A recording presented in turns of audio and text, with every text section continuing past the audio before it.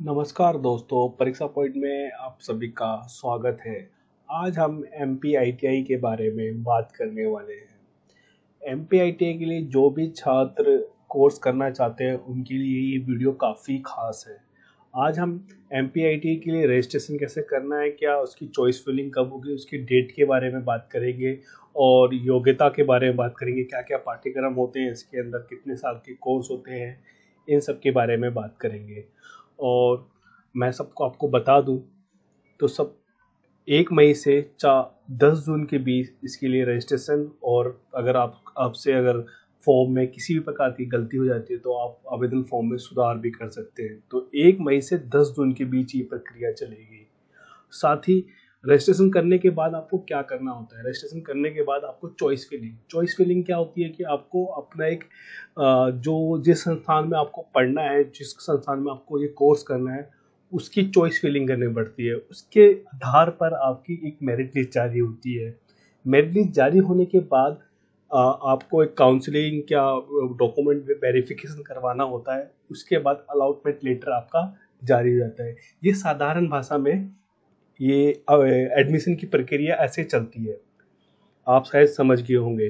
ठीक है, तो इसके बाद क्या होता है कि चॉइस फिलिंग आपने कर ली। उसके बाद मैंने बताया कि मेरिट लिस्ट जारी होती है। फिर आपको मेरिट लिस्ट के आधार पर आपको डॉक्यूमेंट वेरिफिकेशन होते हैं। उसके बाद आपका अलॉटमेंट लेटर जारी हो जाता है और आपका एडमिशन हो जाता है। एडमिशन के दौरान आपको एक फीस भी भरनी पड़ती है, एडमिशन फीस।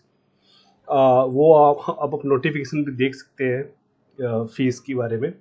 तो वीडियो हम शुरू आगे करते हैं। तो ये कुछ इंजीनियरिंग ट्रेड होते हैं और कुछ होते हैं नॉन इंजीनियरिंग ट्रेड। दोनों ट्रेड होते हैं। तो नॉन इंजीनियरिंग ट्रेड ये होते हैं, काफ़ी सारे होते हैं। और ये कोई कोर्स 1 साल का होता है, कोई कोर्स 2 साल के होते हैं और कुछ कोर्स 6 महीने वाले भी होते हैं। ये सैनिटरी हार्डवेयर फिटर, ये देख रहे हो, ये कोर्स 6 महीने का है। और इसके लिए योग्यता क्या चाहिए? 10वीं पास चाहिए 10+2 के अंतर्गत। ये आप ध्यान देखना और हमारे आर्टिकल पे आप पूरी जानकारी पढ़ सकते हैं। और जो ये चिन्ह दिखाई दे रहा है, जैसे खाली कॉलम है, तो मतलब ये कि जो ये योग्यता है यही नीचे है सारी, मतलब सेम टू सेम, तभी इसलिए लिखी नहीं गई है। तो इससे कंफ्यूज नहीं होना है आप लोगों को। ठीक है, तो इंजीनियरिंग ट्रेड आप देख सकते हो और उसके साथ ही यहाँ पे इसकी अवधि कितनी, मतलब कितने साल तक ये कोर्स होगा। तो ये भी लिखा है 2 साल, 2 साल, 2 साल, 1 साल, और इसके सामने योग्यता लिखी है और ये आपका ट्रेड लिखा है, जिस ट्रेड में आप कोर्स करोगे। ठीक है, इतना आपको समझ में आ गया। कोई इलेक्ट्रिशियन करता है, कोई फिटर करता है, बहुत सारे कोर्स हैं। आईटीआई में काफ़ी कोर्स होते हैं, तो आप अपने अनुसार इसको चुन सकते हैं। और कुछ कोर्स के अंदर कुछ विषय कंपलसरी होते हैं, जैसे कि इसमें तो मतलब 10वीं पास है, 10+2 के अंतर्गत। ठीक है, लेकिन ये इसके अंदर जो ये वाला है मैकेनिक ऑटो बॉडी रिपेयर, इसके अंदर क्या है कि मतलब 10+2 तो होना चाहिए, साथ ही आपका विज्ञान और गणित विषय भी होना चाहिए। ये कंपलसरी होता है। तो कुछ कोर्स के साथ कुछ विषय कंपलसरी होते हैं, उस पे आपको मतलब वो होना चाहिए, मतलब पढ़ा होना चाहिए आपने 10th क्लास में वो विषय के साथ, तभी आप उस कोर्स के लिए योग्य हो। ठीक है, इतना आपको समझ में आ गया होगा। और नीचे अगर हम आते हैं तो यहाँ पे नॉन इंजीनियरिंग ट्रेड लिखा, मतलब ये इंजीनियरिंग से क्षेत्र के नहीं है, बट काफ़ी अच्छी ये भी कोर्स होते हैं। आप ये भी देख सकते हैं, इसमें भी काफ़ी अच्छे अच्छे कोर्स हैं। ये ज़्यादातर 1 साल के कोर्स है नॉन इंजीनियरिंग वाले। मैं बात करूँ तो कुछ 6 महीने का भी डाटा एंट्री ऑपरेटर, ये 6 महीने का कोर्स भी है। तो आप इसको देख लो, ये 2 महीने का कोर्स भी है।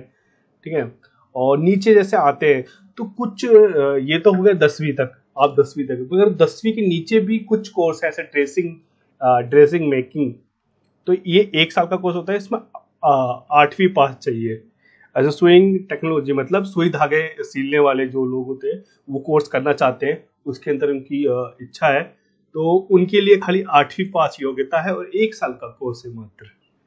ठीक है, और आवेदन फॉर्म भरने के लिए आपको क्या क्या मतलब डॉक्यूमेंट की जरूरत पड़ती है।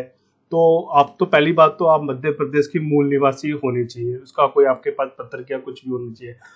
आय प्रमाण पत्र होना चाहिए अगर आप उसके नीचे दिखाते हो। जाति प्रमाण पत्र, अगर आप आरक्षण लेना चाहते हो तभी आपका जाति प्रमाण पत्र लगेगा। अगर अगर नहीं लेना चाहते अगर सामान्य वर्ग में आप आवेदन कर रहे हो तो जाति प्रमाण पत्र की कोई जरूरत नहीं है, ठीक है। 10वीं की मार्कशीट योग्यता अनुसार आपको देनी पड़ेगी। अगर पीडब्ल्यूडी के अंदर आते हैं तो विकलांगता प्रमाण पत्र यदि आप आवेदन कर रहे हो तभी आप उसको मतलब है, और ईडब्ल्यूएस प्रमाण पत्र यदि है मतलब आप अप्लाई कर रहे हो तो ये कुछ साधारण कुछ डॉक्यूमेंट की जरूरत पड़ेगी, आपको दस्तावेज दिखाने होंगे ऑनलाइन फॉर्म भरते समय, ठीक है।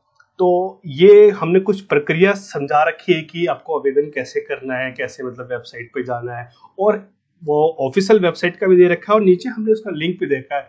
आप हमारी वेबसाइट से डायरेक्ट आवेदन कर सकते हैं। तो आपको करना क्या है, मतलब हमारी वेबसाइट तक कैसे पहुंचना है, तो आपको गूगल में जाना है। सबसे पहले आपको परीक्षा पॉइंट लिखना है। परीक्षा पॉइंट लिखने के बाद आपको सर्च करना है। सर्च करने के बाद सबसे ऊपर पहले हमारी जो वेबसाइट आएगी आपको उस पर क्लिक करना है। क्लिक करने के बाद हमारी आप वेबसाइट पे लैंड हो जाओगे।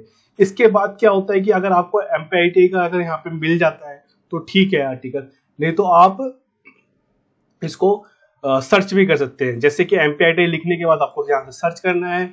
सर्च करने के बाद आपको ये कुछ आर्टिकल आ जाएंगे एमपीआईटी के आधारित, मतलब कुछ भी जो भी आर्टिकल लिखे हुए हैं, जैसे कि ये एमपीआईटी ऑनलाइन फॉर्म। अगर आप आवेदन कर रहे हो तो ऑनलाइन फॉर्म पे क्लिक करना है। अगर आप काउंसलिंग के लिए भाग ले रहे हो, क्या मेरिट लिस्ट का इंतजार कर रहे हो, तो मेरिट लिस्ट वाले फॉर्म पे आपको क्लिक करना है।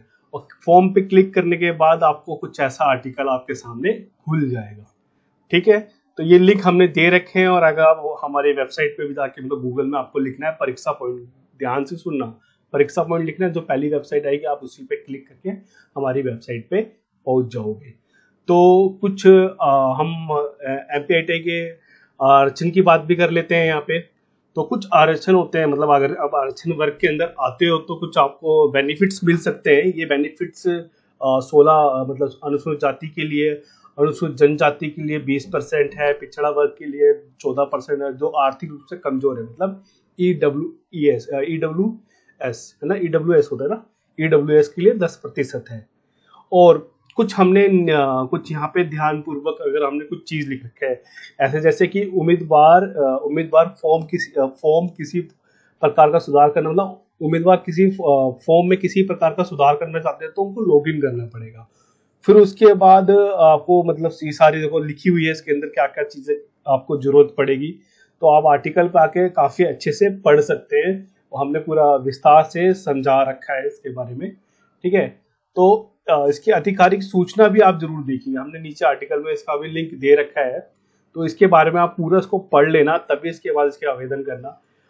जो छात्र सोच रहे हैं कि मतलब इसका क्या होता है कि पहले तो पहली मेरिट लिस्ट आएगी, और जिन छात्रों का पहले मेरिट लिस्ट के मतलब पहले राउंड के अंदर एडमिशन नहीं होता है तो दूसरे राउंड के लिए भी वो चॉइस फिलिंग करना है आपको, ठीक है।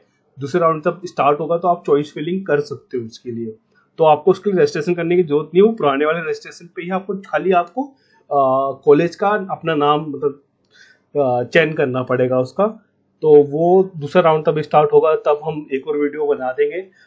अभी के लिए इतना ही है। और अगर आपका कोई सा भी कुछ भी मतलब मन के अंदर कोई भी डाउट हो एमपीआईटी को लेकर, तो आप हमारे कमेंट बॉक्स में कमेंट करके पूछ सकते हैं।